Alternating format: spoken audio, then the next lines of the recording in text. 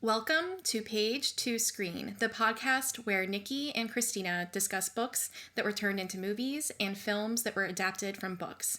As always, we do remind you that spoilers lay ahead. Now, we invite you to decide with us the age-old question, which is better, the book or the movie? Hey, everybody! We're back from summer vacation. Like, oh my God, as if. I am so ready, and I can't wait to dive into this episode with my total Betty of a co-host, Christina. I was going to call you a Betty, so now I don't know what to say. Oh my God. Thank you, Nikki. I am very excited to talk about Emma and Clueless after our wonderful break gave us some time to reflect on both. And time to read. Yes. And this one we needed. Yeah. Definitely needed a little bit more time with this one than pretty much every other one we've done this year. Yeah. Can I just go ahead and say this gave me first off, apologies to Jane Austen fans. I like all the adaptations of Jane Austen that I have seen on my TV. But her books could use maybe a tinkering of editing. So are you suggesting that they do the Pride, Prejudice, and Zombies, but for Emma? No. Please don't. I'm just saying there were some things in the book that could have been shortened that did not drive the story forward. And I just wanted to apologize up front because I'm going to be honest. This is going to be this year's Little Women. Well, it's funny you mentioned story because I was looking at some of the critical responses to the book when it was first published, which was in 1815. And a lot of people actually critiqued it, saying it didn't have a story.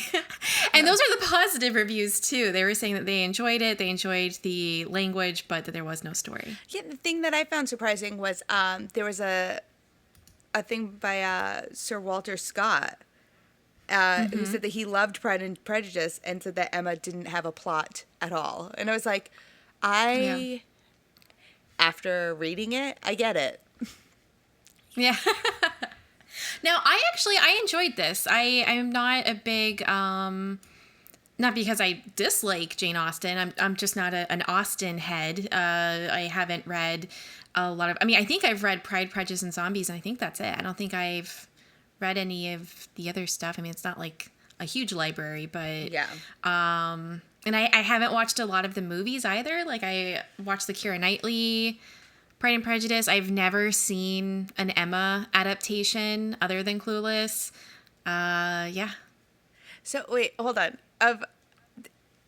You've seen the Keira Knightley Pride and Prejudice, but have you seen the best version? I just need to know this before we move forward. I know that you are not the only one with that opinion, and I am sad to say I'm going to let everybody down and say, yep, I have not seen the other one. Sorry. Coming in 2022. I just need an excuse to watch it. Jesse's so tired of me watching it. Well, Nikki, honestly, let's add it for, we know what our number one is for 2022. Well, you've got our number two. Yeah. We're working our way, everybody. But yeah, I did not dislike the book. Mm-hmm. But there were a lot of parts where it was just so difficult to get through. Yeah, and there's just a lot of details that I don't really need. And I know that part of it is just living in this whole Regency era and letting it bathe over you that a lot of people really enjoy. But when it's like she's on the little walk, the exercise, the hour of exercise, and there's several paragraphs about tying a boot. Like, I think that it's too much. Yeah. You need an editor to slim down some of that. Yeah, I feel like I wonder if I would have enjoyed this more had I read it when I was younger, or had I read it before ever seeing Clueless. I completely agree with that. I felt myself connecting to it as someone like older in high school and late teens, early 20s. Yeah. I think that's like the perfect time to read it because it does so closely mirror the silliness of all of these emotional feelings about people, and you're all in the same group, so it gets kind of incestuous when it comes to those emotions. Like all of that felt perfect for that high school, right post high school era. And then also having watched Clueless, the whole time I'm reading it, I'm thinking about Clueless. Same. There were parts that were happening in the book, and I was like, hearing it as, like, Alicia Silverstone would do it, and I was like, this is good. Well, and, like, a lot of the descriptions are so perfect for Clueless. Like, Clueless really does... It's such a fun adaptation of it because even the very opening when she is explaining Emma and describing her, it sounds exactly like Sharon Clueless. Yeah, and that part, it's she is handsome, clever, and rich with a comfortable home and a happy disposition, and had lived nearly 21 years in the world with very little to distress or vex her. That was so fun to read because I'm just picturing Cher in my head, and that's a perfect transfer from 1815 to 1994. Yeah. Honestly, I read that and I was like, oh, goals. Yeah. And it's a very modern concept too for the, for 1815 when the novel originally came out, to have a woman who doesn't have to work hard for, like, at that time the goal was you have to get married because your husband's going to take care of you. Emma's basically set because she has the wealth of her parents, and her dad definitely doesn't want to see her married off. So she's kind of like it's a very modernized look at things, which I thought was an interesting take for Austen. Right. And because of that, where these women, you have to ensure your own security, particularly when you might not come from a family that will, give that to you. So instead you have to find a suitable marriage. Since that is not a problem for Emma, she doesn't see it as something that she needs. There's even this great line where she says, it's poverty only that makes celibacy contemptible. So without her having that as a driving force to get into a relationship, she doesn't find it necessary. Yeah. But because of that need in society, she also is trying to match these people together based upon what is the most sensible. And she's completely naive to the idea that what people actually yearn for isn't necessarily what's right, when it comes to financial decisions. Yeah. And she's very limited in her perspective of the world. Yes. Because she doesn't have to look very far. So, when we get Harriet coming in, it's kind of like this kind of throws a wrench in everything that Emma really knows. Right.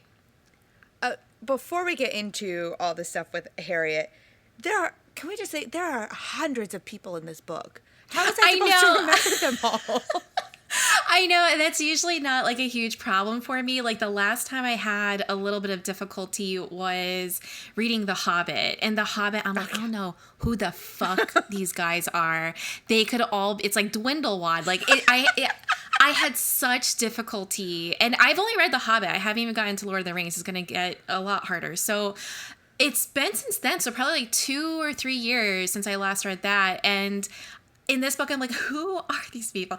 And a couple times I actually had to cheat and like look online at like some listings to keep them all. And I was like, all right, I think I might understand it now, but that's a lie because I still don't. Yeah. Every time a new character was introduced, I wrote it down, and then that character never showed up again. And I was like, I know, but I wrote their name down. Come back. Well, and it gets a little confusing because like some people inexplicably, like their last name isn't their actual family name. Yeah. I think there's like 2 characters like that. So then you're thinking like, you know what I mean? Like the family trees kind of get crossed a little bit and it gets confusing. Yeah. And I just wanted it to stop. I was like, I don't need to go to the ball. Please don't take me to the ball with you. Oh, we're going to the ball, and here are 50 more people. We're going to remember. It was just, I think that's where I'm like, Jane Austen needed an editor. Well, and then you've got like a marriage that happens during the book, and you already had a Mrs. Elton, and so then you get another Mrs. Elton, and she refers like to both names, but there's definitely like two different Mrs. Eltons. I'm like, oh no. Yeah. Or like,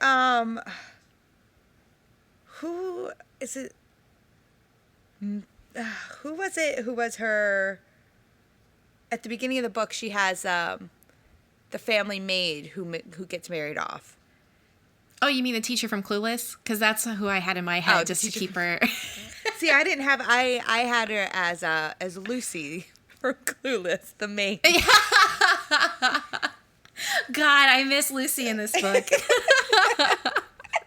But she gets married at the beginning, and I almost said Cher, and Emma refers to her by her first name, but everyone refers to her as her new married name. So then you'll be in a conversational group setting, and it's like, I'm sorry, who?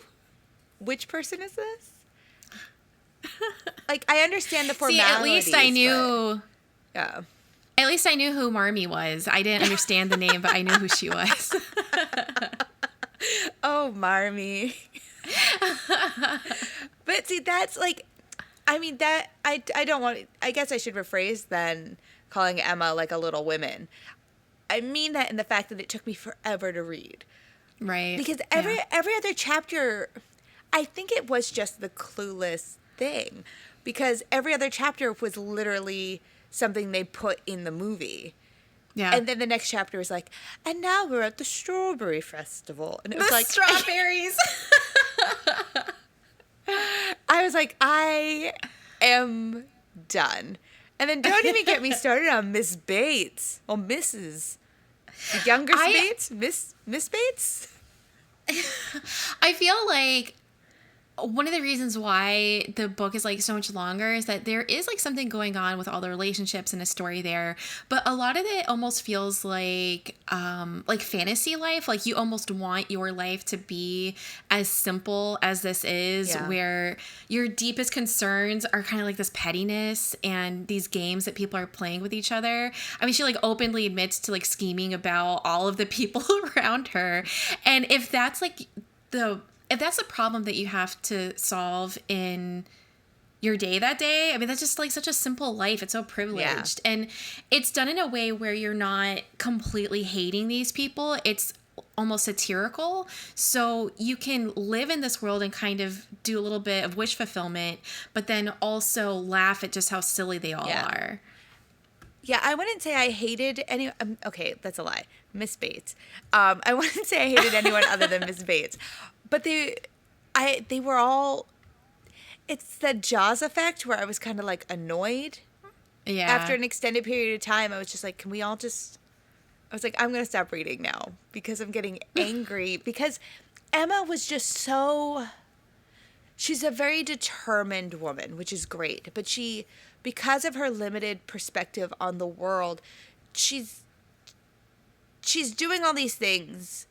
And you just want to, I just wanted to jump in the book and be like, stop. Like, and it's so funny when we start talking about the movie where, you know, Cher has that same limited perspective, but the way Cher is handling some scenarios versus the way Emma handles them, it's this naive aspect that Cher has that I feel like Emma is kind of missing. Right. Does that make sense? Like, yes. There's just something that I'm like, Cher's shallow, but there is a deep end. Whereas I feel like Emma is just like surface. I feel like part of it for me at least was that the comedy in Clueless, I immediately understand. I mean, it's comedy that is of, you know, my age and my era, and with Emma, there is a tiny bit of a disconnect where I almost feel like if I were to read this a second or third time, I bet I would like it a lot more on Yeah. a second or third time around, because the kind of brilliant part of the book is that she is such an unreliable narrator, and you at first will take everything by the letter and you're accepting everything that you were being told because this is the world. And then I'm like, well, wait a minute. She's actually, this isn't it. This is Emma's delusions and what Emma like understands. Like a couple times I caught myself going, wait a minute. If this isn't actually how the world is, if this is just being presented as how she perceives it, it's actually kind of funny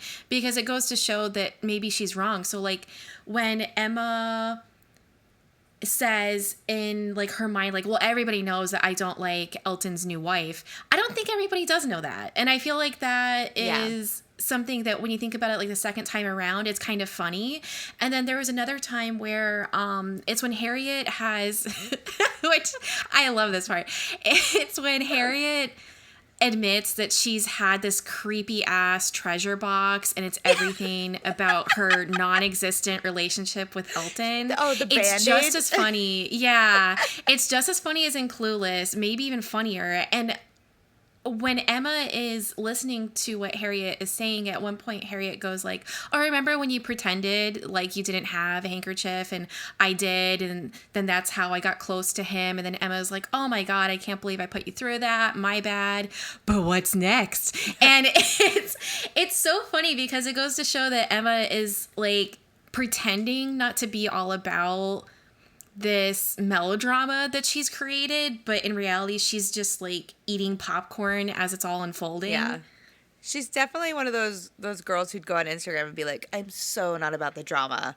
Exactly. Tell me what That's happened. exactly her. Yes. And I think that it took me halfway through probably to really appreciate what's being done. And I think that if I read it a second or third time, I would probably appreciate it a little bit more. Yeah. I agree with that. I think that if I could just get, instead of starting and stopping as many times as I did, if I just took each chapter fully through and did it one more time, I think I would appreciate what's there. Mm-hmm. I mean, I still think I wouldn't like Miss Bates, and I still think that there's, I mean, does she, I literally wrote in my notes, does she ever stop talking? The funniest thing to me was when they got to the ball and Emma, they're saying like all their hellos and stuff, and Emma's like, oh, and here comes Mrs. Bates, who hasn't stopped talking since she entered the room. And it's just mid-sentence she comes in, and I was cackling, and she's just going on. Every time she talks, it's the stupidest stuff. Well, my mother's eyeglasses, and then the screw fell out, and then he put the screw back in, and now they're fixed. Oh my God, they've never been so tight. They're lovely. She loves her. I was like, I cannot. I was just like dying. It cracked me up so much. And she's probably like a really fast talker too. Like she'll talk so fast that you're like, I'm sorry, what? Yes. You know who she in my head, do you know who I saw every time she made an appearance in the book? Is it Aunt Pity Pat? Oh my God, yes! The curls and everything. I was like, I can't even. Oh my God, I'm so glad you were on the same wavelength with me. Yeah. That's her. I mean, that's that period. It's 100% her. And every time that's all I could see is a woman from the movie. I was like, oh God, Aunt Pity. She's gonna, someone get the smelling salts. Miss Bates is about to pull an Aunt Pity. I did come up with a theory. Oh, you did? Yes. So, do you think that Emma is afraid of love? Because it's played off like she's almost turned herself off from it, like Luke turning off the Force. Yeah. But I feel like she's afraid of love. And I don't know if it's because her mother died or because she said to herself she doesn't need to worry about it because she does come from enough money that she set. Or is it because she's afraid of it? Is she like afraid? Because they also say that she, even though she's quite clever, she is not disciplined. So she was never able to like take one of these arts and just run with it. Instead, she kind of just like is. And I wonder if that inability to just stick with one thing extends over into her being kind of afraid to put herself out there for a romantic coupling. I can see that. I can also see her being worried about being taken advantage of because of that. You know, Right. Yeah. she would be bringing a lot more to the relationship. Because of the men that we see in the book, there's none who really rival her in Right. the wealth department. So I can understand this idea that, are you sure this person is in love with you and not in love with the wealth that you're bringing? Right.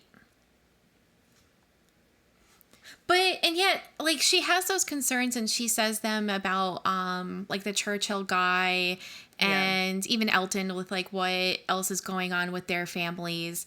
But she's not really afraid that Harriet is going to do that. And Harriet is someone who she has like decided to pick up and try to bring up a class level or two. Yeah. I think she saw Harriet more as a project Yeah. and less as, like, I don't want to say that she didn't think of her as a friend. She's definitely probably the closest friend that Emma has, but at the same time, Emma's not that great of a friend to her. Well, you got to think about it. Like, she thinks of herself as being kind, that she's taking in Harriet to bring her up, and yet that's extremely judgmental and thinking that she knows better than Harriet does when it comes to, like, you can't just go off and marry a farmer, for goodness sake. Yeah. And that upset me more than I thought it would. Like, because, I've seen Clueless like 100,000 times. I know what's going to happen. And yet reading Emma, I was like, don't listen to her. Like, you're making a big mistake. And also at that time, in 1815, I wouldn't mind being married to a farmer. Like, think about it. Unlimited milk. You've got a cow. I mean, if the cow dies, beef. It's what's for dinner. Like, you're set. It's a win-win. Right? Like, you can't lose when you're married to a farmer. Because, coming up, people are going to really need food. So, maybe marry the farmer. Yeah, I don't know what else there is to say about Emma the book. I over and over again, I kept thinking of Clueless. I hope this doesn't make me, like, not a literary person, but, like, when Harriet gets kidnapped and then she gets saved by Churchill, that was, like, hysterical because I'm just thinking about the whole, like, mall thing. Yeah. And then, like, the really cute part, and I legitimately thought this was super cute, was when they are at the ball and Emma's all worried because of Harriet and fucking Elton is there with his new wife. God, and Harriet's upset. But then Knightley dances with her. Yeah, Mr. Knightley dances with Harriet. It's very cute. It's very cute. It would be cuter if Paul Rudd was in the book. Because if he was in the book, it would be a lot more interesting. And then Paul Rudd showed up at the ball and danced with Harriet. Oh, maybe that's our Pride, Prejudice, and Zombies. That's it. We just do Emma. Control F, Knightley, Control R, replace with Paul Rudd. I would 100% read this. Shut up. And you know what's even funnier? It would work because he doesn't age. He was definitely there. He's a vampire. In 1815. I think that if you and I don't think that liking Clueless more than this book makes us any less literary. I mean, look at some of the stuff we've read. Look literary. At it. I just think that, like we said, if we were in the mindset that we were probably in high school, where there's an epic love for everybody and you're surrounded by the same friend group all the time, I think I would have a better, like, not understanding, but I think I would see myself more in what was happening in the book versus spending so much time thinking about Clueless. Actually, that's why I'll probably still think about Clueless, because I had seen it by then. But I think when you're in that sort of friend group setting where you're constantly surrounded by the same people every day, I think that's what really is a mirror to what Emma was. So reading it in high school, I think I would probably have enjoyed it a little bit more, and then I think I probably would have tried to be conniving and set up all of my friends. Well, I think that Jane Austen joked to somebody when they asked her what this book was about. She said something like, it's 4 families living in like the countryside or something like that. And she was joking because it's like such a simple version of what the book is, because it's just all these intertwining love affairs and friendships and, you know, the follies of it all, and of Emma trying to set people up. But when it all boils down to everything, it really is just life. It's just people getting together at the right ages. And when you think about high school, I mean, just the idea that 2 of your friends have been dating for months and pretending like they're not. I mean, we can all relate to that. Oh, yeah. You know what? It's funny. The more we talk about the book, the more Shakespearean it almost comes off as. Yeah. Very like Midsummer. Very. Just a couple people went into the woods. I don't know.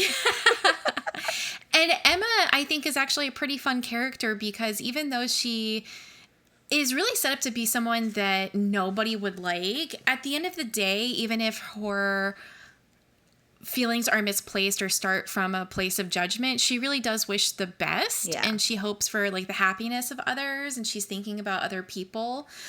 Even when she has a jealousy over like a friend because she's really good at the piano, she still thinks to herself like, oh, she needs a better piano forte. Like she thinks, you know, she deserves a better instrument or whatever. So it's like, it's not the worst of those types of characters to read. It's not like She Who Must Not Be Named with Eat, Pray, Love, where it's just like, God, I don't fucking like you. Like, I can't stand you. Oh, yeah.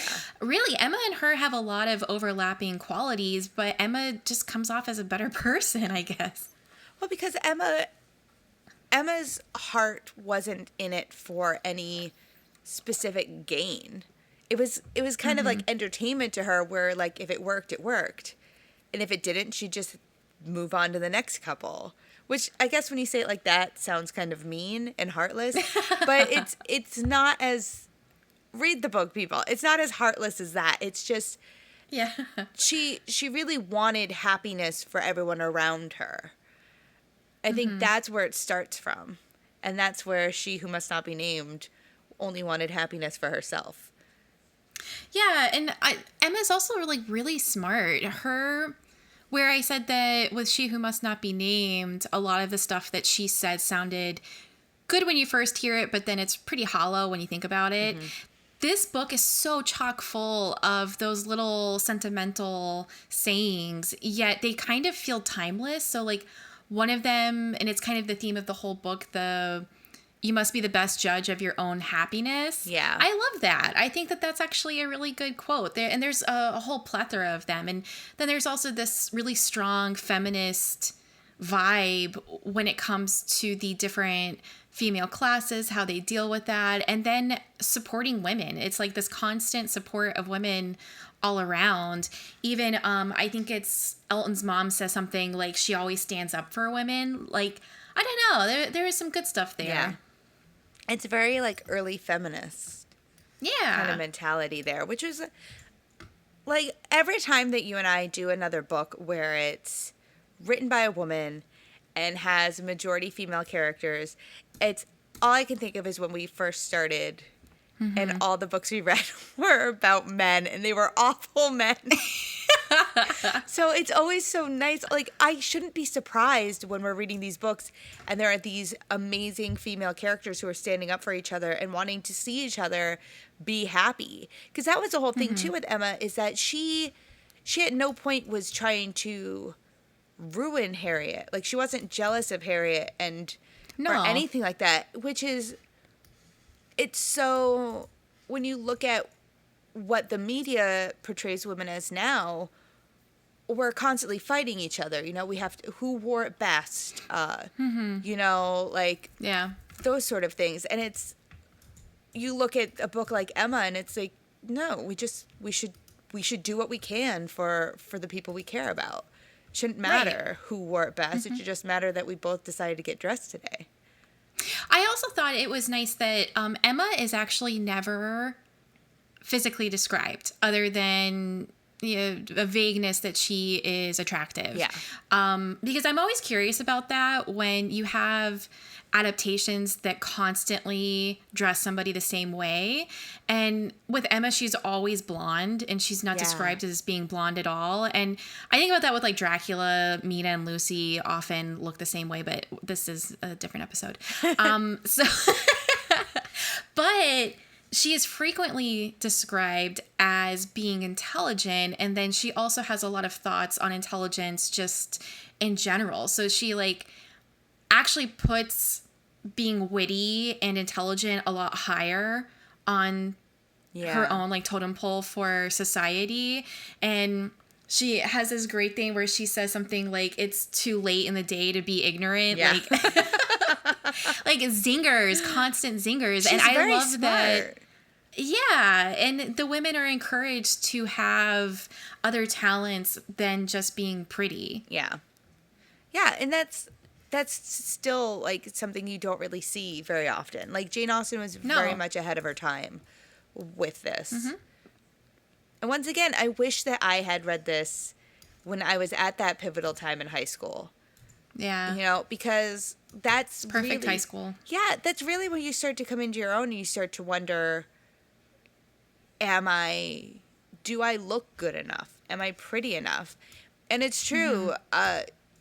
They don't tell you what Emma looks like.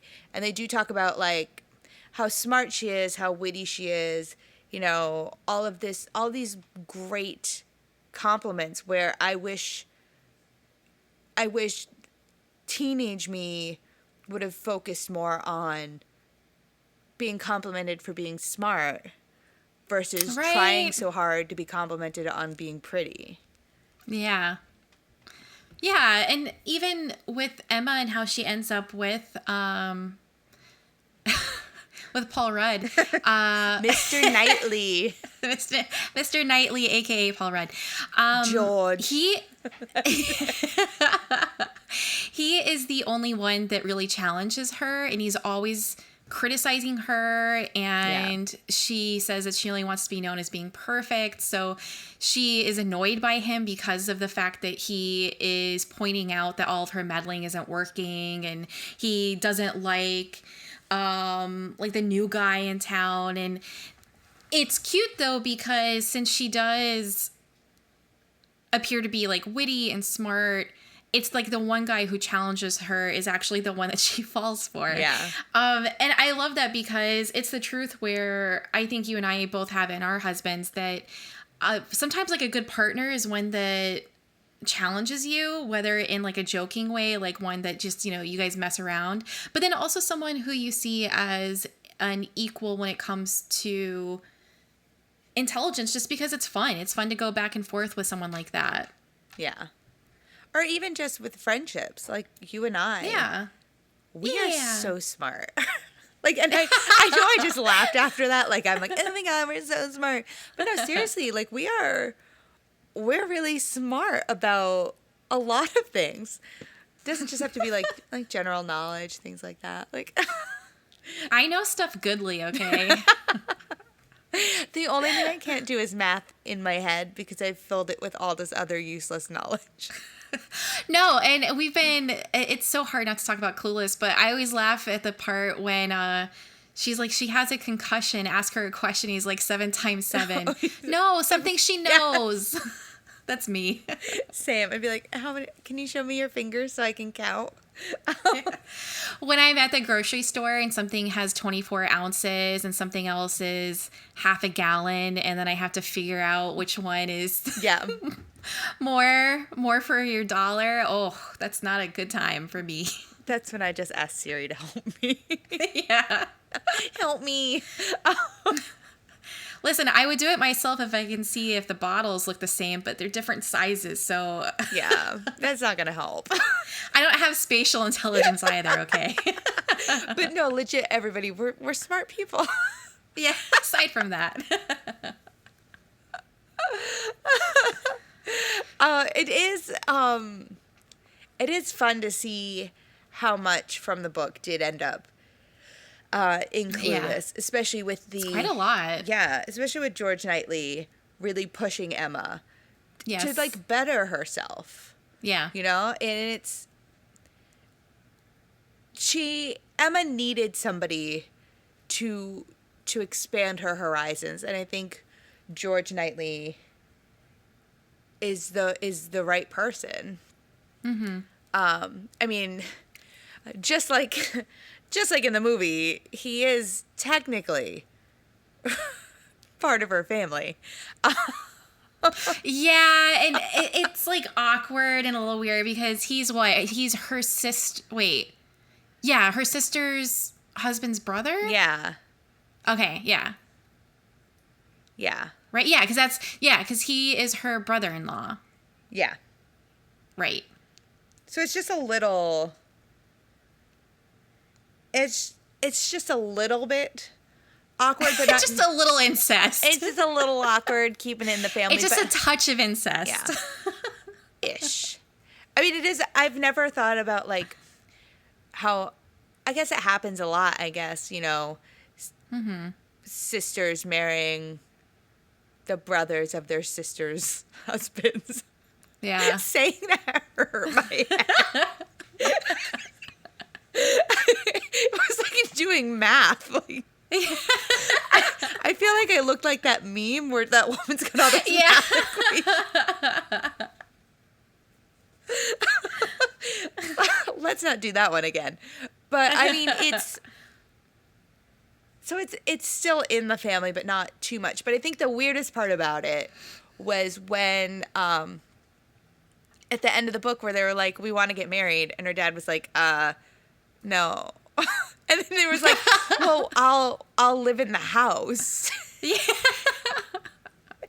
I don't want you to live in my house, you kids getting married. That's weird. But I mean, I imagine that is something that a lot of people did back in the 1800s. You know, they'd live at home with their parent even after marriage. Well, not a lot of them were moving to New York and getting apartments. No. What? Really?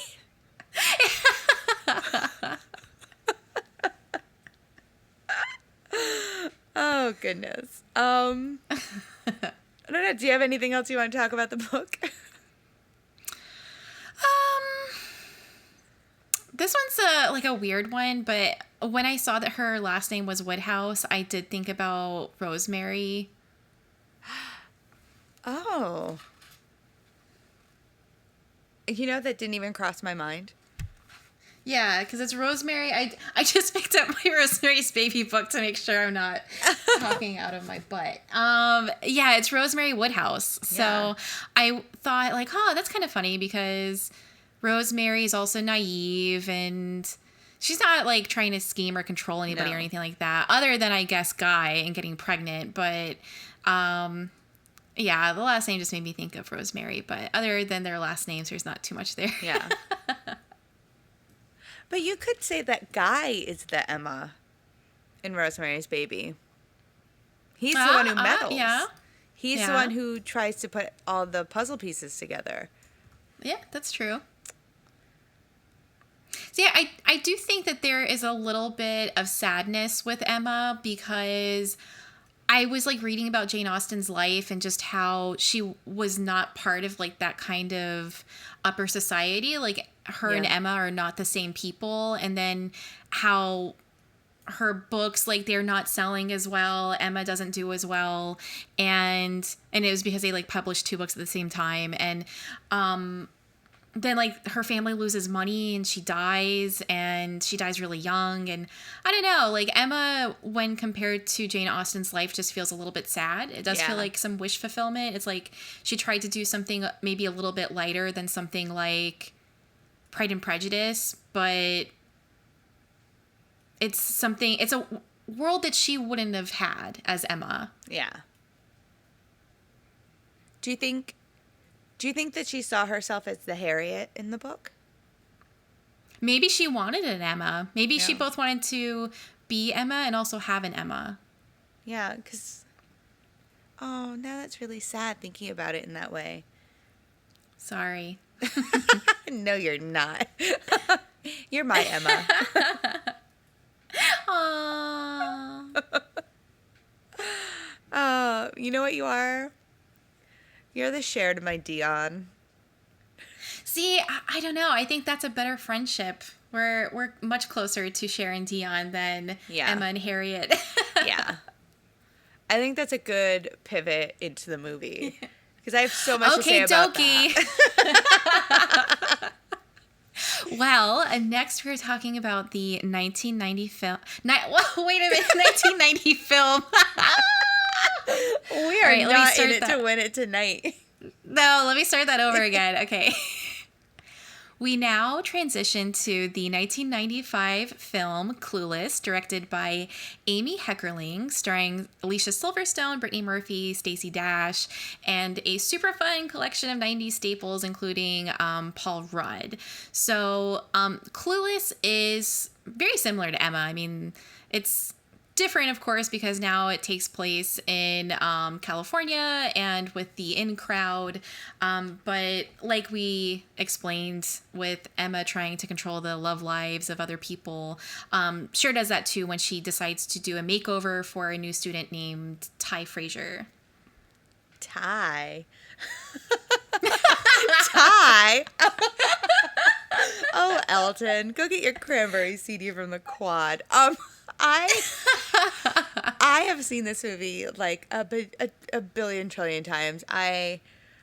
Honest to goodness, when we watched it, I was quoting the whole movie. I don't even have to watch the movie. I could close my eyes and watch the movie.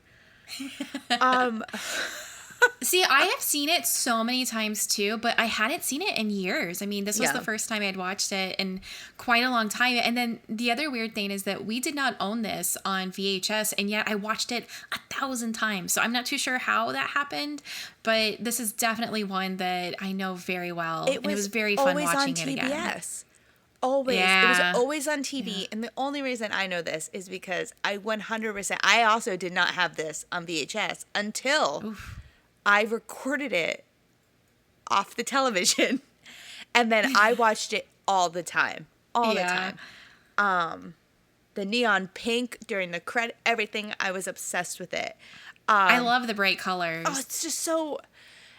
It's so funny because, you know, I've seen other adaptations of Emma, and I think that Clueless is the most direct page-to-screen adaptation of Emma. And it's so weird to say that because, you know, it's not actually direct, but it is, you know? I find a lot of fun with the adaptations that are so different. They are not beat by beat. They are not line by line. They take a lot of liberties. They completely change, eras, locations, all of that. But it really goes to show that in order to adapt something, you have to understand something. And just because you do something word by word does not mean that you understand what the writer was actually trying to communicate in their work. Yeah. Whereas Clueless so perfectly adapts what Emma is about, but makes it, not gonna lie, a lot more fun for me. Yeah, I was gonna say, it's a lot more approachable. It really is. And it's also, like, you're watching it now, and yes, it's extremely dated. I mean, I love it, though. Yeah, like, they're using beepers. Like, in Emma, they use letters. In Clueless, they have beepers and big, thick cell phones. And I'm sure that there are teens and tweens who watch Clueless now who are like, I'm sorry, that's a phone? But it's still timeless. There's nothing about it that... It does not feel dated, even though it is. No, and I feel like they purposefully made it super trends of the 90s when it was being filmed, almost so that it's like a campy version of the 90s. It's like in making fun of and being a satire of this Richie Rich Kid world. It's also satirizing the extremes of the 90s. So even like when it came out, it was kind of a campy version of the 90s and almost like a cartoon version of it. So that now that it's 26 years old, something like that, it's look, see, I can't math. Listen, I don't want to talk about how old it is because then I'm going to have to admit how old I am. So right. But it still fits. It still works, even though it is super dated. Yeah. It's just, there's not a single thing I would change about this movie. And that's like, it's just solid proof how good of an adaptation it was. The fact that you and I were both just literally talking about the book, and the whole time we were like, all I could think about was how this scene plays out in the movie. The movie carries over the feelings from these specific points in the book, plots them into this film, and it is just, God, it's so good. I love Clueless. It's one of my favorite movies. I'm admitting it right here, right now, live on the podcast. I love it.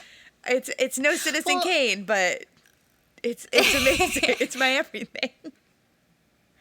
The brilliance of this movie is it extends in so many different aspects of the film itself. Like just taking the joke of the perspective from the book where you realize that it's telling you the way that Emma feels about things. So it's not necessarily what's actually going on. And that's so much better in the movie where you've got the visual cues with the narration where she's like, I'm just an average girl. And then it's her picking out her clothes with a computer as David Bowie's Diamond Dogs plays. That is so funny and such a good decision from like both a writing and a direction standpoint.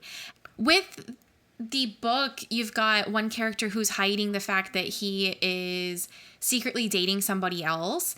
And then that's changed in the movie to be a character that is secretly gay. Yeah. And they don't even like directly have him say that or have Cher say it to him. But it's such a fun change from the book to the movie to take a storyline but then update it and then make it feel more inclusive too. In Clueless is kind of fun where you've got three of the main chicks. One of them is Jewish and her character is Jewish. Yeah. And then you've got a woman of color, and then you've also got a high school that, sure, it's a lot of white guys and a lot of white girls, but there's also like a couple Asian students. You've got a gay character. I mean, that's kind of fun. That's a little bit better than just straight white high school. It's a lot better than what was happening in the 90s for film and television. I wanted to go to that school, by the way. Yeah. If you're wondering. Like, well, again, it's wish fulfillment. Yeah. Everybody wants to be Cher, even though she's problematic as hell. Yeah, and even though her and Emma are both like, they both have their faults, I think the way that Alicia Silverstone plays Cher, yes, you're still rooting for her to achieve everything that she sets herself up for. There's just something about her. Oh my goodness. It's just like when she says Haitians, I die. I hate Haitians. And the fact that she just did that and didn't know that it was a mistake and they just let her go. It makes me love Cher more. And with Cher, like when I say problematic, I don't mean it like I mean it like the people who wrote Cher and the people who wrote Emma, people being one person Jane Austen. The lady who wrote Emma. Yeah. They know who they're writing. They know that this character is naive. Yeah. They knew that they were making Cher into the, popular rich girl who, as they refer to in the movie, is a space cadet. But the thing about her is that she's actually super smart. Yeah. And you know that when she calls Lucy, the housemaid, Mexican, and he's like, she's not from Mexico. That even though she kind of rolls her eyes at him, she's going to retain that. She's going to remember that. Yeah. You see her being able to retain, stuff from Shakespeare, stuff from Charles Dickens. she actually retains it, even though she might be rolling her eyes at it when, she calls Spartacus Sporadicus, but she remembers it. So even if she might have some bad intentions and she's extremely selfish, you still see her grow where she's in the class and she wants to help people. And even though she's donating caviar and skis, she's still trying. Yeah. Or like, when Dion's allergies are acting up. And she's like, Dee, when your allergies act up, just take out your nose ring. I love that line. I'm so glad you brought it up because I feel like that really does show her as a character where she is caring for Dion. The friendship between... This is why I agree. I think that the friendship between Cher and Dion is a much better relationship than the friendship between Emma and Harriet. Because... Sure, they're, I guess, still on the same class level, Cher and Dion, but there's it's such a tight bond between the two of them. But even when Ty is introduced, it never seems to be a class issue. It's just associating her with LA. It's not about class, it's about location. Because Ty is, she's dressing like them, she's doing everything that they're doing. It's never noted in the film that it's an issue, like, oh, she can't afford to do those things. Like in Emma, they constantly made a point to point out that Harriet's not supposed to be around them. Like she's a lower class than them, and they never once bring up the fact. I mean, Elton talks about it, and that's because Elton's a jerk. Ty. The way he says her name cracks me up.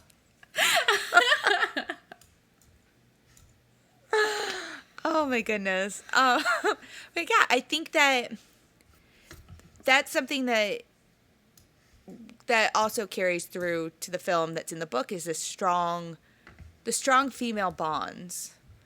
It's something that, like, yeah, they talk about guys a lot, so it's not, whatever. But, it's nice to see these friendships, especially, with Cher and Dion. Yeah.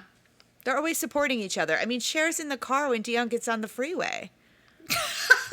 That is one of my favorite parts. I was laughing out loud so much that I feared I would have to rewind the scene because it's just so funny. When she lets go of the wheel.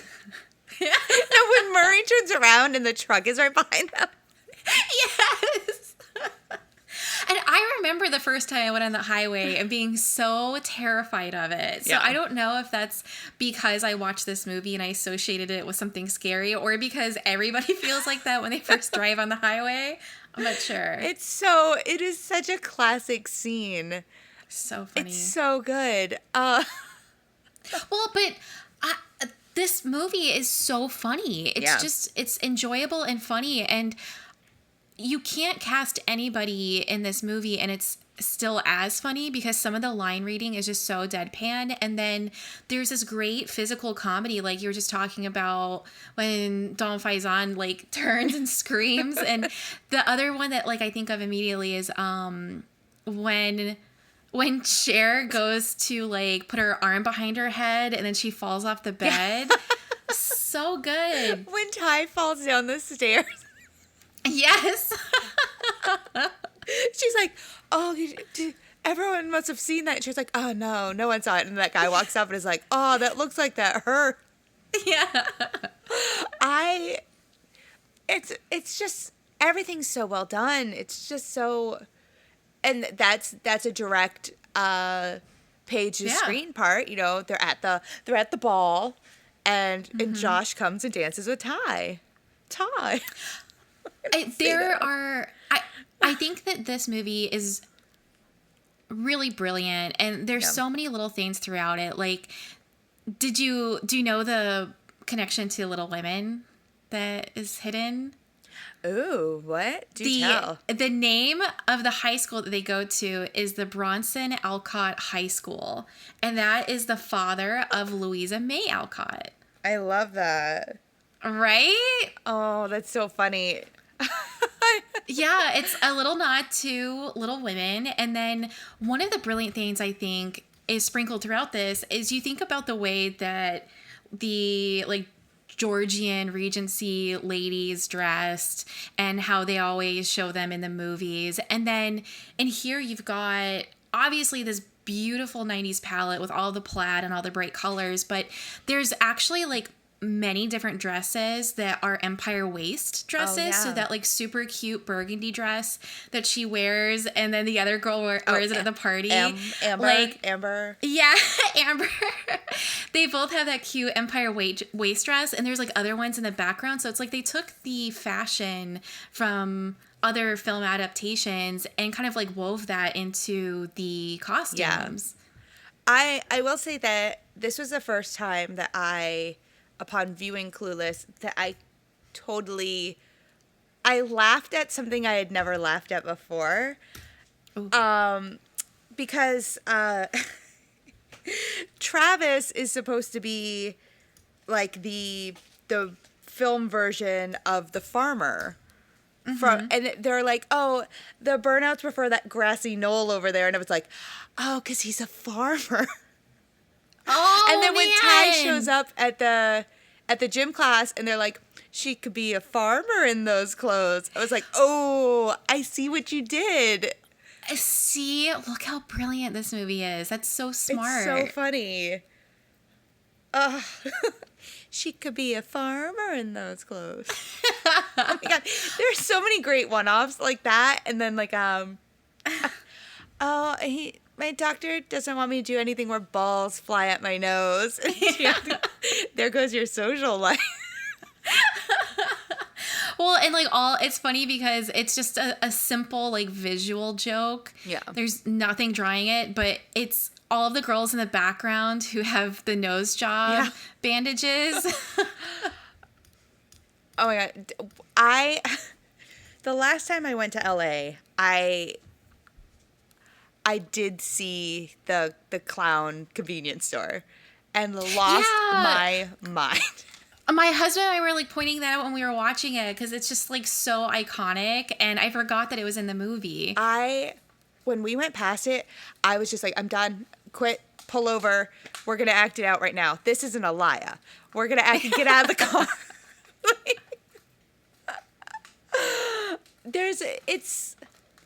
Although I will say there are some discrepancies with that part because technically that clown grocery store is not in the Valley. It is in downtown LA.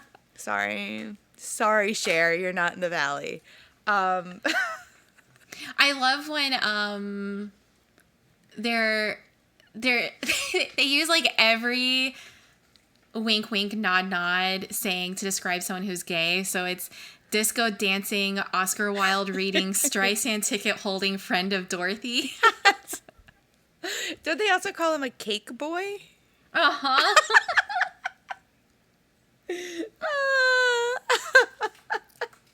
And then, like, the next time you see Cher with him, they're at the mall shopping. Mm-hmm. It's so good. It's so good. Wouldn't you want to go shopping with her?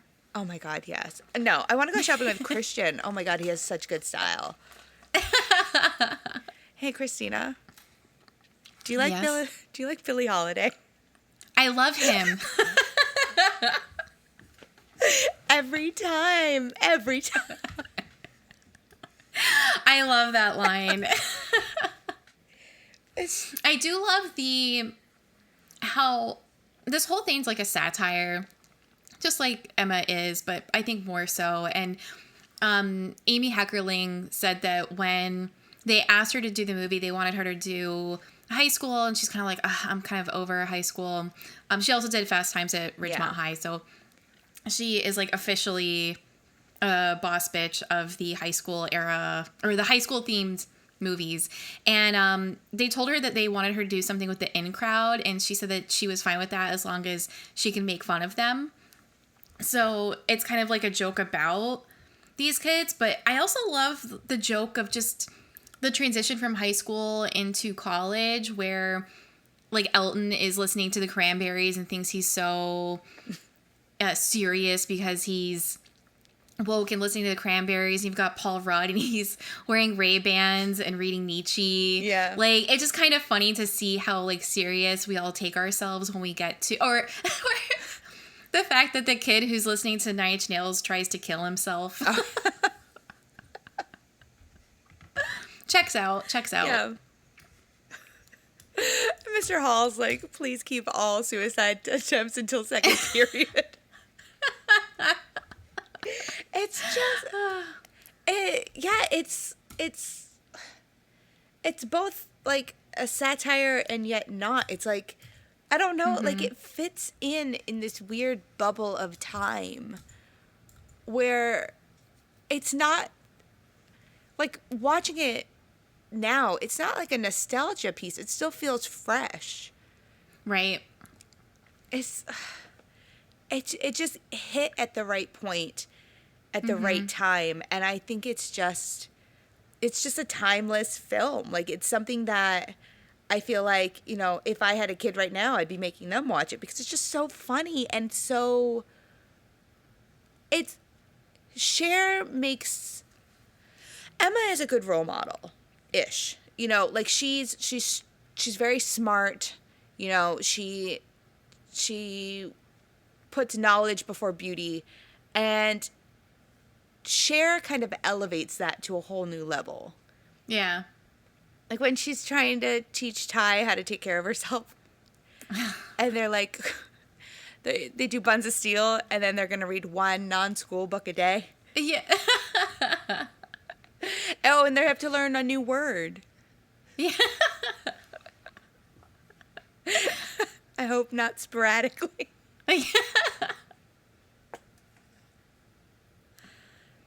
It's just a fun... I'm glad we did this versus any other version of Emma, because, first of all, I do not like the Gwyneth Paltrow Emma. Well, did you see what she said about Clueless? No, what? She, because they came up pretty close. I think Clueless is, what, like 1995, and then the Gwyneth Paltrow Emma is like 1996. Yeah. Like, I think it's only like a year or so after. They asked her about Clueless and how that is like the first adaptation really for most audiences that they're going to like go and watch on that big of a scale. Yeah. And she said, I think it's sad that this country's first cultural reference to Emma is Clueless. I mean, honestly. As if. Yeah, right? Whatever. And you know what? That's the other thing about Clueless is it is something that you'll never get rid of because it's much in the vein of Valley Girl. It changed the lexicon of the nation. Everyone says whatever. My Nana used to say whatever. Okay? That's how poignant parts of this became and still are. I have said as if in the last like 3 months, well before we decided to watch the movie and read the book. I mean, it's little things like that like the little earworms that get stuck in your head that, you know, we're constantly going to be surrounding ourselves with. And I think that's the other reason why this is such a good adaptation is because it pulls all the best parts of the book, none of that Mrs. Bates stuff, and it adds on to it. It yes ands Emma.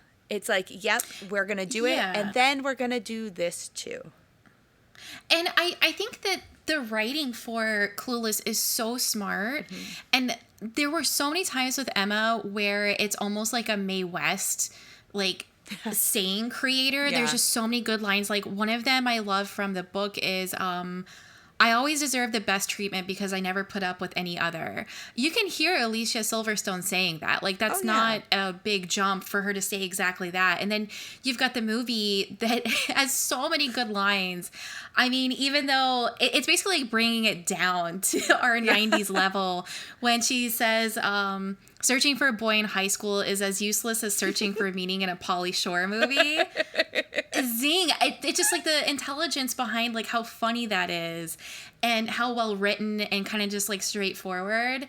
you can share that between the book and the movie, even though the movie is modernized. Yeah. Did you catch a nod to a prior page to screen book that we've done recently? When Cher is making fun of Josh and she calls him Forrest Gump. Yes.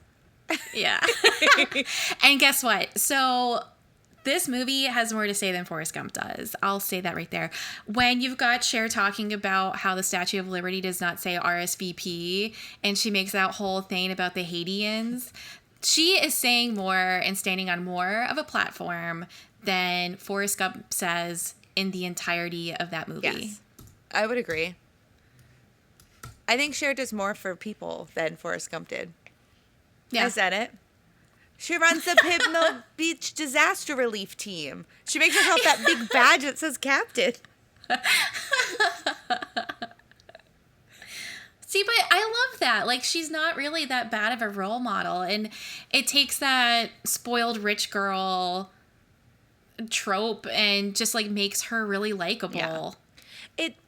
It really takes her failing and not understanding how she could fail. Because she, right before the big twist, and I don't want to call it a twist, right before her shift in her focus, she fails her driving exam.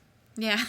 And she comes home and is so shut down and turned off. And that's, like, also when she realizes that she loves Josh. We all love Josh. I love Josh. Everybody loves Josh. I love you, Paul Rudd. What? She needs to fail and she needs to find a way to be pushed. Mm-hmm. And she gets there. And I think that's a good sort of mentality to have. It's like, it's almost like, you know, when the going gets tough, the tough get going kind of thing. Mm-hmm. And I hope that, you know, after this episode, I aspire to be more like Cher. When things don't go the way I feel like they should, I shouldn't feel too dejected about it. I should go out, buy myself a new outfit, profess my love to my husband, and just get on with it and figure out the next thing that needs to happen. Or, you know, find Paul Rudd in my neighborhood and profess my love to him. I don't know. One of two things will happen. I promise. Can you imagine just running up to him on the street? Just like, I love Josh. It's like, excuse me. Did you ever watch the TV show that was on UPN? Unfortunately, yes, I did. Yeah, I did too. Yeah. We're both just like, yeah. I don't even like remember anything specific about it, but I do remember watching it. Almost, I feel like a lot of the cast came back. Alicia Silverstone didn't play her part. Stacey Dash was there. Brittany Murphy wasn't there. The girl who played Amber was. This is the crazy part. So actually, Paul Rudd and Brittany Murphy both were on the TV show, but not as the characters they played in Clueless. Are you kidding me? How did I miss that? I must have too. Yeah, and okay, so Paul Rudd, his character, I think again he plays like, he's older than her, but not. That was probably the only thing that kind of bothered me a little bit. Is she's like 16 and he's got to be at least like 22, 23. So that's like a little bit weird. Yeah. But no, Paul Rudd is back on the television show, but he plays someone who's only like a year or two older than her. And he has a problem with dating a younger girl, but his name's Sunny. So there's like a couple jokes about Sunny and Cher. Why would they do that to Paul Rudd? I don't know. Why would Paul Rudd let them do that? Paul. Are you okay? Why'd they do that to you? Call us. I'm in the neighborhood. But speaking of Josh in the movie, you think he's in his, you think he's almost out of college? Well, he wants to be an attorney, so I think his college is longer. I feel like because Paul Rudd was like 26, and I don't think he's 26. I think he's younger than that. But I think that there is a decent age difference between the two of them. He's not 19. I mean, he's not 19, 20. I think he's older. See, I thought he was 19, 20 just because Mr. Knightley in the book is very smart and very, like, worldly, whereas Josh is almost as... He has a little bit of naive bits to him, too, especially when he's, like, he's going to his Tree People meeting where Marky Mark is going to plant a celebrity tree. Yeah.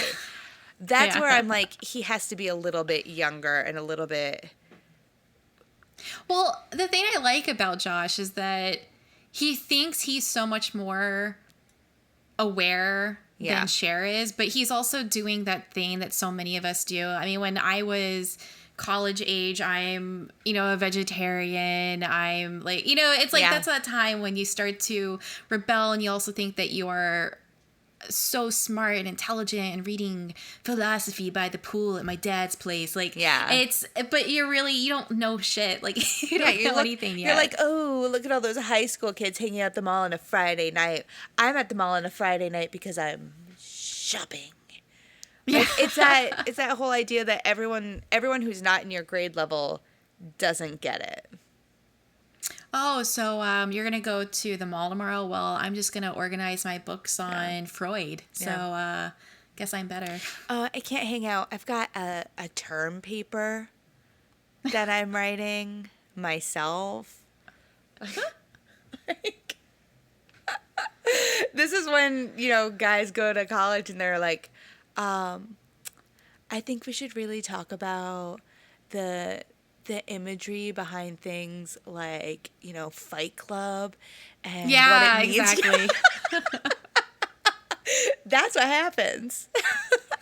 Well, and I like that, like with the music and how that kind of leans into that college age where you've got really fun songs like No Doubt, Just a Girl playing when Cher's driving, but then you also have Radiohead, Meyer and Long, and you've got the Cranberries, which just feels so much like that college guy in plaid and sunglasses, and he's cool. Yeah. It sounds like everything I listen to now.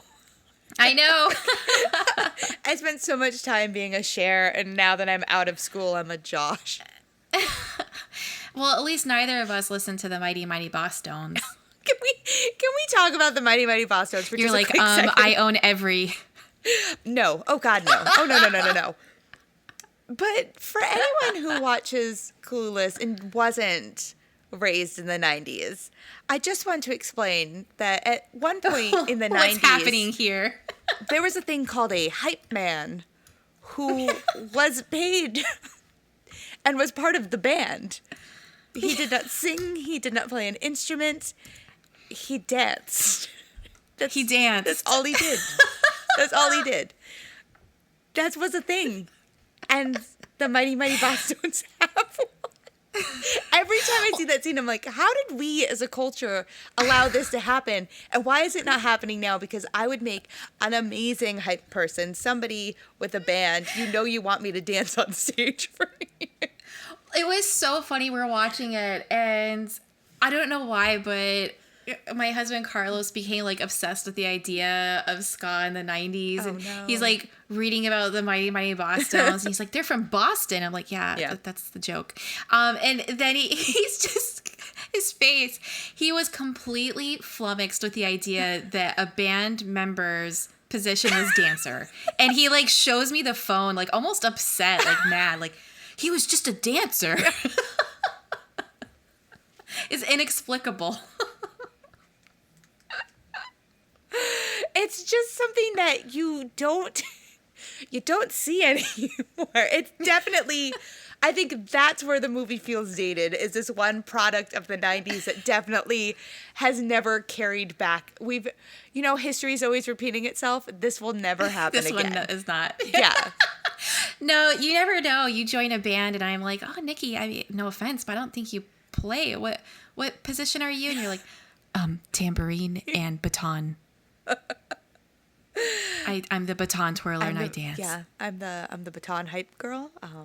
That's all they let me do. So very important. Also at the end when he stage dives, and it looks like nobody wants to catch it.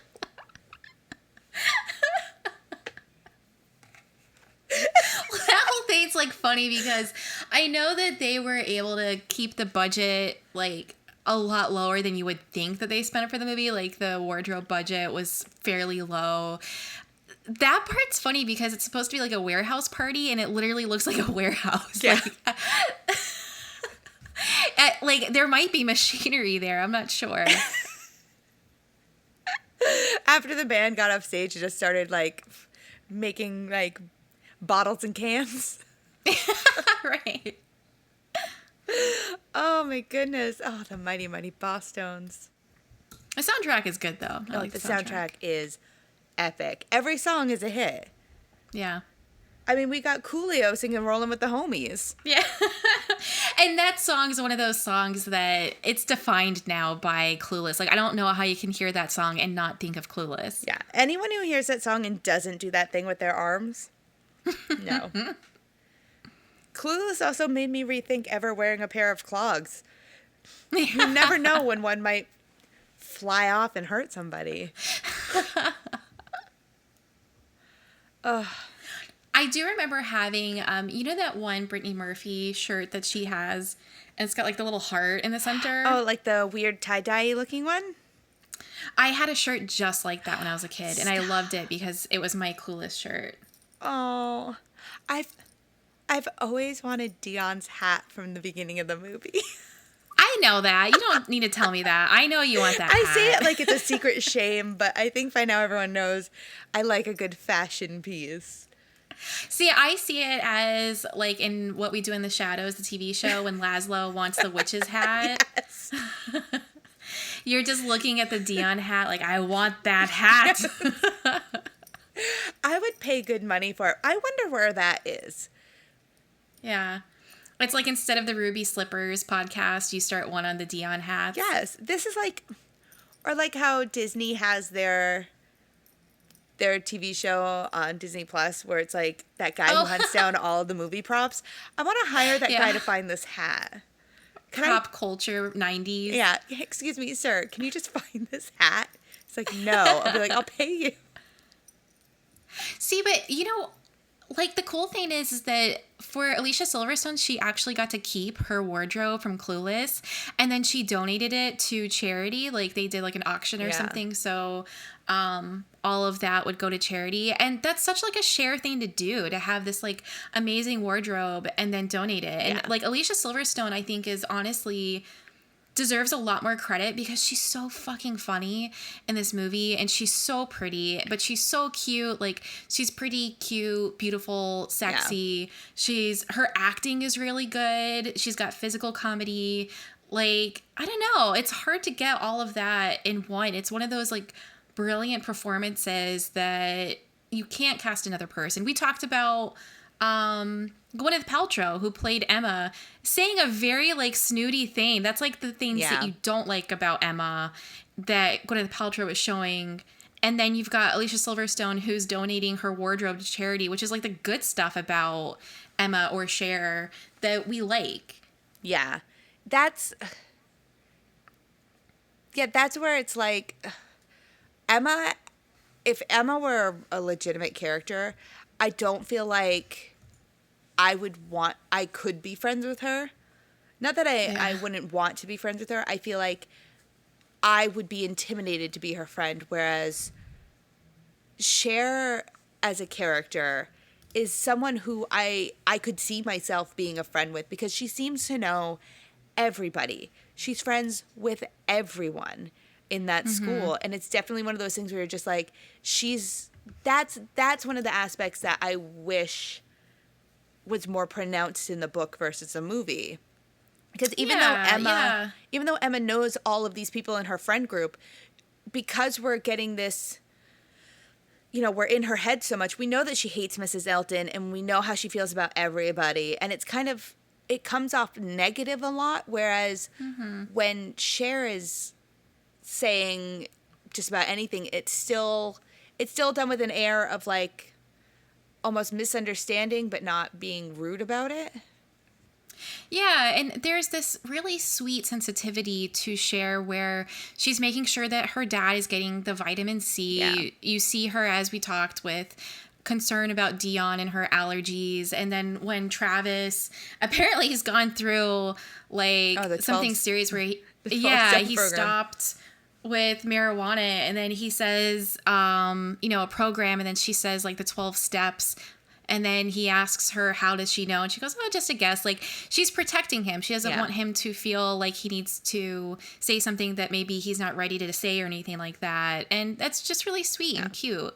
And and you can even add in the fact that Cher never holds anything against Christian. Right. Right. Cher has a softness to her that I think on Paige and Emma does not come across. Mm-hmm. Come on, Jane. Let's go wake up Jane. Rewrites. Please add Paul Rudd to book. Fucking Jane. Come on. You had one job. I mean, she did good. Whatever. I mean, she'll only change the way that people write unreliable narrators for the entirety of the rest of literary. Yeah. I mean, anyone could do that. I could do that, but I just don't want to. Anybody can do it, whatever. Yeah. She basically created the Valley Girl before it was a thing. Yeah, but, whatever. She didn't include Nick Cage in it, so it doesn't matter. That was your mistake, Jane. Come on. I do wonder, like, and I didn't do any research on this. I bet that there is some sort of, like, article on it. But as I'm watching Clueless, like, I wonder if the creation of Cher as a character and how so much of it is sourced from Emma, like, that kind of was a turning point in our popular culture's obsession with this type of girl. Like, I feel like, I don't know if you get the popularity of Paris Hilton, less than 10 years later without Clueless, or that whole, like, dumb blonde era, even, like, Legally Blonde. Like, I don't know. Like, I don't know if all of that, you can look back at Clueless and go, this is when that started. I think it's more of the MTV generation. Yeah, I think yeah. At the time that Clueless came out, we're really at a turning point between, like, the end of grunge and back into pop. And I think that, like, Clueless sits directly at the crossroads of this. And I think I think it's more like MTV and these ideas that were coming out of MTV at the time, because then we started getting like Pimp My Ride and like My Super Sweet 16. Those came out in like the 2000s more so. But like we ended up getting behind the scenes look at celebrities via MTV, and I think that's what really drew us to this, like, Cribs, I think that's what really drew us to these individuals like Paris Hilton, the rich people. And it wasn't so much the dumb blonde situation, because there's always been the dumb blonde character. You look at Dolly Parton in 9 to 5. She's considered a dumb blonde. I love Dolly Parton in 9 to 5. And she has a great song about being a dumb blonde. She also has a song called, like, Backwards Barbie. I love Dolly Parton. But it's beside the point. Besides the point. If 9 to 5 was a book, we would be talking about it. Is it a book? You're like, let's just say if I wrote Clueless, her name would be Dolly and not Cher, but what do I know? Yeah, whatever. I could never see Dolly be mean to anybody, so she wouldn't yell at Ty. That's true. So, whatever. But if you were doing it, you can change the character from Amber to Jolene. I need a pen. A big fluffy one. Yes. But I did have one of those. Me too. And it was a gel pen. It was fabulous. I think I bought it at a Scholastic book fair. Okay. But yeah, I don't think that the idea behind the dumb, naive blonde came about because of Clueless, but I think that Clueless sits at this intersection between what we were and what we are. Because, like, even with shows like Beverly Hills 90210 and Melrose Place, or, anything else that was on TV at the time, we had these glimpses into like rich people lives, but never grotesquely rich. And Cher, even though at no point she says, how much exactly her dad makes, she does say that he gets to argue with people for $500 an hour. We know that they are grotesquely rich. And this is really, like, in my perspective, I think this is the first time I realized that is a real legit way some people live. And then MTV's Cribs showed me all the ways a person can be better than me and worse than me. I mean, apparently what I learned from MTV's Cribs is that most people just live off of a diet of Cristal. So I do feel with Emma and Clueless a similar vibe that I felt with High Fidelity, where this story is so attainable in so many different locations and time frames. Like, you've got High Fidelity, it works in the 80s, it works in the early 2000s, it works in 2020. Like, it just, and it'll keep working forever. Like, I can see another 20 years there's another High Fidelity, and I will open it and accept it. And with Emma and Clueless, like, you could see, and I'm not saying this should happen, but if they were to redo Emma again nowadays, and it is a 20-year-old influencer and she's in college, I think it works. You can do, had they done Emma and it's Jean Harlow as Emma, but it's set in like the 1930s and she's a young like ingenue actress, that works too. Like, it works in all these different settings. And I feel that way about a lot of Jane Austen material. I have not read everything she's done, but when you look at things like especially Pride and Prejudice, it's been adapted into so many different ways. I mean, even Bridget Jones's Diary is another modern take off of Pride and Prejudice, which is, every time I say that, it blows my mind, but it shouldn't, because there is a character named Mr. Darcy, so I shouldn't well, his name is Darcy. I shouldn't really be surprised that that's what it's based off of. But it is... I've never seen Bridget Jones's Diary. What? I think you cut out for a minute. I think you just said, I've seen it. Sorry. Right? You've seen it? Oh, sorry. Seen what exactly? Okay, everybody. Clueless? Yeah, I watched it for this You podcast. heard it here first. In 2022, Christina's going to have to watch 2 different versions of Pride and Prejudice. No. It was nice to jump into Emma and Clueless, where it's a book about women written by a woman turned into a movie written and directed by a woman, starring a cast that has so many female characters that the executives asked for less. So it is kind of nice to go into this very female heavy content. Yeah, and you know what? It's also, you would think that with it being so female forward that, like I didn't know if Jesse was going to enjoy himself watching it, because honestly, before we watched it together, I had no idea how many times he had seen it. He has 2 older sisters. I was like, did they watch it all the time with him? I had no idea. Right. And Jesse loved it. Yeah. I'm like, and that's a great sign to have something that has such a positive reaction for everybody. Yeah, I mean, Carlos, he sat down and watched it with me, and he was laughing. Like, he was laughing, I think, just as hard at the highway scene. It's just a fun movie. It's just a fun movie, and it's a nice one where there's like actual lessons to be learned. The comedy is intelligent. It's funny. It's the parts that are dated when it comes to like cultural references aren't so bad that you don't even understand it. It's almost funny now to think that they're like referring to guys as a Baldwin. Oh my God, it's something that you can still get, and it's just like kind of silly. Oh my God, can we talk about how Cher talks about the way guys dress today? Yes. Like, they just rolled out of bed, put on a pair of jeans, and a hat over their greasy hair. guys still dress this way. I know. And yes, apparently we are expected to swoon.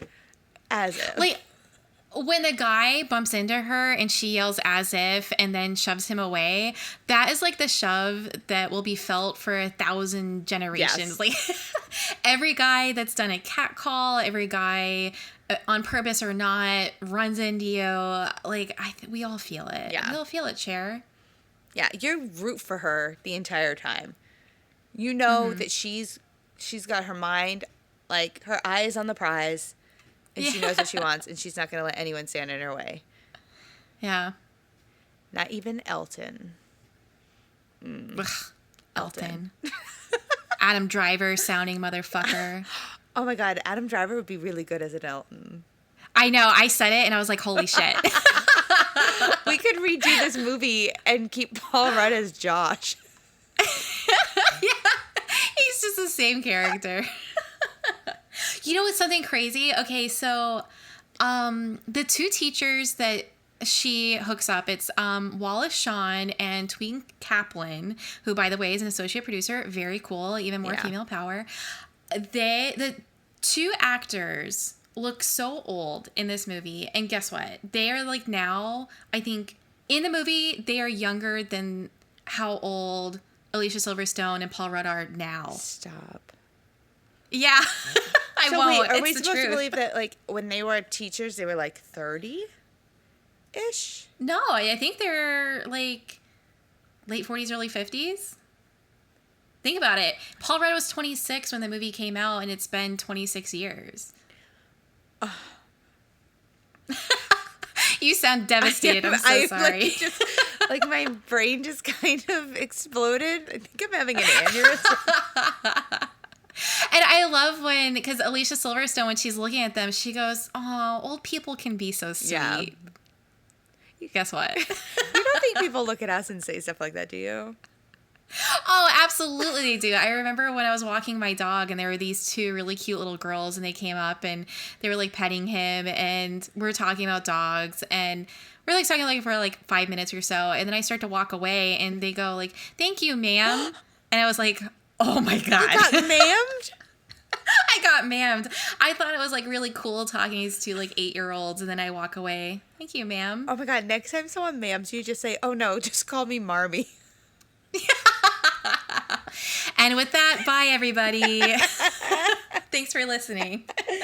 Oh my goodness. Oh, Christina, I've had so much fun talking about Clueless with you. Like, I could literally talk about every part of this movie. Yeah. Every single part. Totally bugging about it. Like when they drive away from the party and that girl still has that snowman and it's still lit up. Still plugged in. It's still plugged in. You see the plug coming out of the car. It doesn't make any sense. Elton singing in the car, "Turn away." When she asks how old Ty is and she says like, "I'm turning 16 in March." And she's like, "Well, my birthday is in April." Yeah. So ask somebody who's older.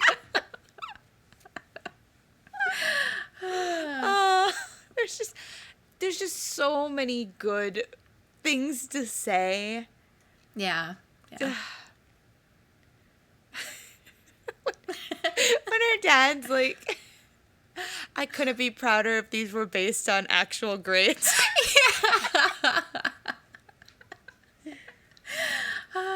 So good. Or what is it? They're watching the news about Bosnia and she's like, "Well, I thought they reached peace in the Middle East." He just looks at her. Yeah. Oh my God, the ham sandwich that Paul Rudd makes. No, it gives me anxiety. I cannot think about it. I cannot talk about Why do it. they have a container of cold cuts that big? What is happening in this house? He makes the shittiest sandwich. He's got 2 giant pieces of bread. He puts on like the thinnest thing of Miracle Whip. One and then slice one of piece. ham. One slice of ham. That is such a shitty. And then he leaves everything to go bad on the kitchen counter. Yeah. I just... I'm not asking for him to make like a Dagwood sandwich or anything, but at least make a realistic one. Yeah, and, like, I understand maybe they had shot that scene a couple times and he was tired of eating sandwiches. Probably. But also, like, ew. It's not a good sandwich. I love the sound that she makes when she's getting, when Cher is getting mugged, and then he forces her to, like, go down on the ground, and she's like, like she makes this sound. It's so funny. I can't do it. Oh my God, the way she counts. 1, 2. And when she's got that, like, baby voice crying on the phone. Yeah. Now's the time that has us totally bugging. The book list. But this was actually, like, super chill for us, which is not usually the case. Usually we have to edit out a lot more than what we will be. So the new book list, as it currently stands right now, post-spring break. Post-summer. Summer break. Why do I want to be on spring break? Maybe because I don't think the year is this close to being over. I know. It's like you know what's funny? It's like your second or third time saying that, but it's like shocking to me that my birthday is over. We're going into fall. Like, this year's just been weird. I know. It's almost Halloween time. I know. Crazy. My favorite time. It's almost time for Same. a very special celebration, which we will talk about momentarily.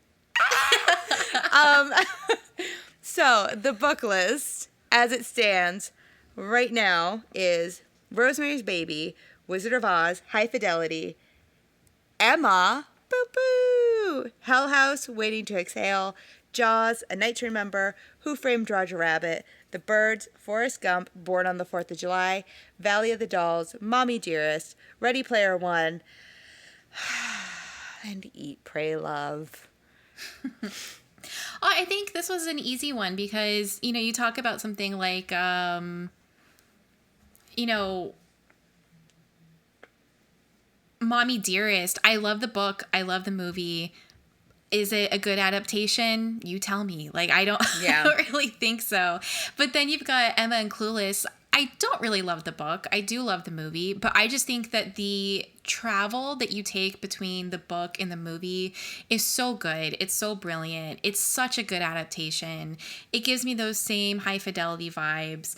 And with like the list that we have been curating, the adaptability of the book and the transition into film is a lot more important to me. So I think that it's a good fit. Yeah, I agree. And it, like, on the one hand, I'm surprised that it didn't take us that long. Yeah. And on the other, and also not surprised. It just like Clueless fits into this weird bubble of time, you know.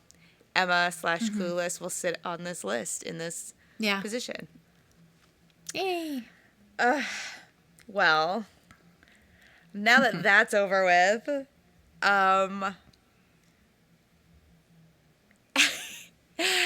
you, dear listener, are cordially invited to a very fabulous event.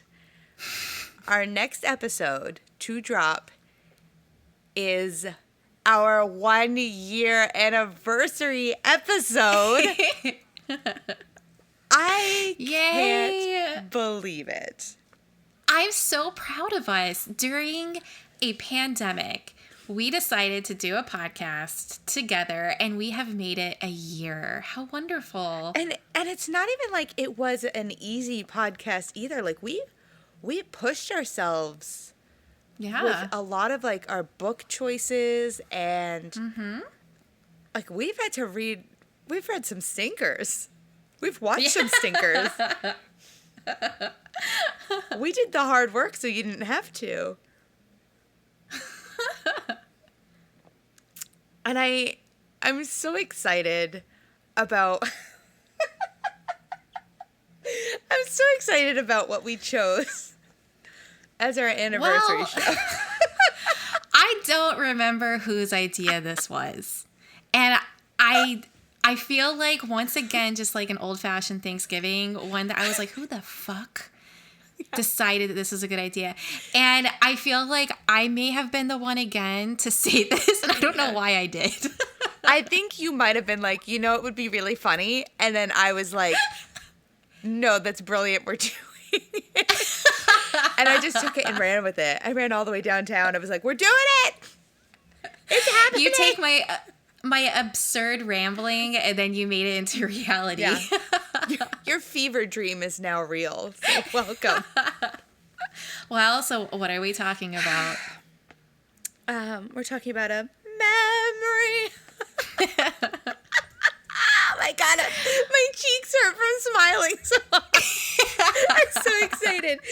For our 1-year anniversary show, you are all invited, costumes not required, as we discuss Old Possum's Book of Practical Cats. or as any musical theater person or any Taylor Swift fan or anyone who actually heard of the travesty that was filmed during, 2019, we're going to watch Cats. I hope we can get the butthole edition. That'll make it even better. I just want to see Dame Judi Dench's human hands. Right. I am so ready. I don't think Christina knows what she signed up for with this because probably not. I hate to say this live, but that's a lie. I love to say it. I like cats. Yeah. But before you say anything, we will talk about the movie starring Taylor Swift and Idris Elba. We will get to that. Yes. I can't wait. It's like such a silly, fun thing to do. Isn't it going to be our 25th book? It is. And yeah, it's a good number. It's for the 1-year anniversary. It is something that a lot of people, I think, are genuinely curious, like what the fuck Cass could possibly be adapted from. We're going to get into it. It's a fun challenge. There's so much that's going to go on that episode that I... Oh my goodness. I can't stop thinking about it. Oh, and you know what? I'm just really excited to be able to celebrate you and I doing this whole thing for a whole year, like every 2 weeks. Yeah. For a year. We haven't missed one. What started off as I need someone to push me to finish reading Little Women turned into probably some of my favorite moments of the last year. Aw, I agree. It's been fun. We've kept each other sane. Yeah. There's not a lot you could do during COVID, and this was one thing. You made the joke early on that you wanted a book club for the two of us, and that's what it is. But I hope other people have had fun, and we will have the most of fun in the next episode. So it's going to be a blast. The next episode is our, as long as things go according to plan, we'll have more after that one. But after Christina hears about my thoughts on cats, it might be our swan song. So thank you for being here for a whole year. Our swan song. It's going to be the epic event, Page to Screen, the Meowsicle. I may or may not record the entire episode with my hands up like paws. Thank you, Taylor Swift. Thank you. Oh, but until then, Christina, I cannot wait. I'm super pumped. And thank you for... Thank you. Thank you for always being the Sheridan of my Dion. Aww. No. Hope you'll always sit on a park bench with me. Yes, I will. Okay, everyone. Go get your cat ears ready. Learn how to paint your face. Power up those vocal cords because we are doing it. And we'll see you next time. Bye. Bye.